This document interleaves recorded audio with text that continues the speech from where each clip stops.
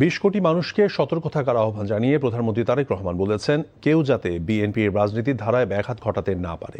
তিনি বলেন, দেশ অনেক রটনাকারী রয়েছে, তাদের ব্যাপারে সতর্ক থাকতে হবে। ৭১-এ যারা বিরোধিতা করেছে তাদের অতীত বিবেচনা করে চোখে চোখ রাখতে হবে। বিভ্রান্তকারীদের সমুচিত জবাব দেওয়ার আহ্বান জানান প্রধানমন্ত্রী। কিশোরগঞ্জে মৎস্যপক্ষ এবং ফ্যামিলি কার্ড উদ্বোধন সহ বেশ কিছু কর্মসূচিতে অংশ নিয়ে প্রধানমন্ত্রী এসব কথা বলেন। রিপন মৃধার ক্যামেরায় জানাচ্ছেন হাসান মাহমুদ। সড়কপথে প্রধানমন্ত্রী তারেক রহমান যখন কিশোরগঞ্জের পথে, তখন শ্রাবণের বৃষ্টি উপেক্ষা করে মানুষের অভিনন্দনের বার্তা রাস্তার দুধারে উপচে পড়ে। ব্রহ্মপুত্র পাড়ের জনপদ কিশোরগঞ্জ শহরের পুরাতন স্টেডিয়ামে ফ্যামিলি কার্ড কর্মসূচি, ইমাম মুয়াজ্জিন পুরোহিতদের ভাতা কার্যক্রমের উদ্বোধন করে শারীরিক প্রতিবন্ধীদের হাতে প্রধানমন্ত্রী তারেক রহমান তুলে দেন নিয়োগপত্র। এ সময় প্রধানমন্ত্রী বলেন, সরকার এদেশকে একটি কল্যাণ রাষ্ট্র বানাতে চায়। যারা এসব কর্মকাণ্ডকে বাধাগ্রস্ত করছে তাদের থেকে সবাইকে সতর্ক থাকার আহ্বান জানান তিনি।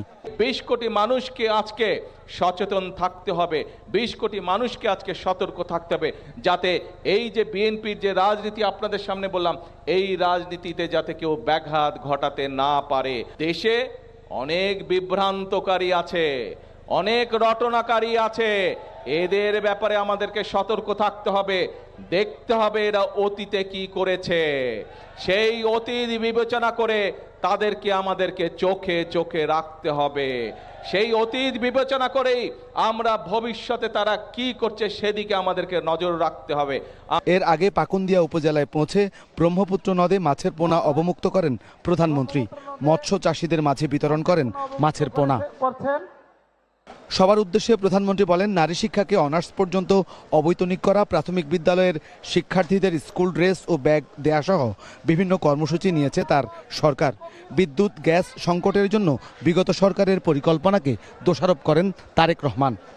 আপনাদের দল, আপনাদের সরকার দেশের মানুষের সামনে জাতীয় সংসদের মধ্যে উপস্থাপন করবে কিভাবে আমরা ইনশাআল্লাহ আগামী 10 বছর এই দেশের বিদ্যুৎ সমস্যার সমাধান করব। বিদ্যুতের সমস্যা নিয়ে এই যখন সমস্যা, এই যখন সংকট, যে কোনো সংকট যদি মোকাবেলা করতে হয় ধৈর্য ধারণ করতে হবে আমাদেরকে। যে কোনো সংকট যদি মোকাবেলা করতে হয় ঠান্ডা মাথায় পরিকল্পনা গ্রহণ করে ধীরে ধীরে সংকটের মোকাবেলা করতে হবে। কিন্তু আমরা দেখছি এই সংকটের সুযোগ নিয়ে কিছু সংখ্যক ব্যক্তি রাস্তায় রাজপথে বিশৃঙ্খলা তৈরির চেষ্টা করছে।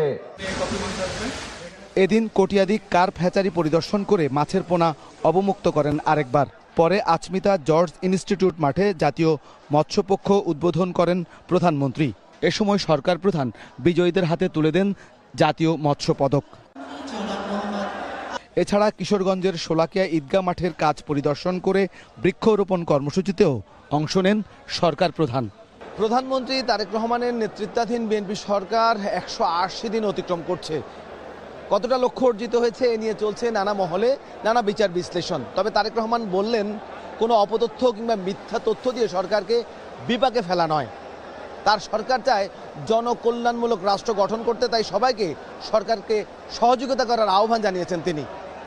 Hasan Mahmud, NTV news, Kishoreganj.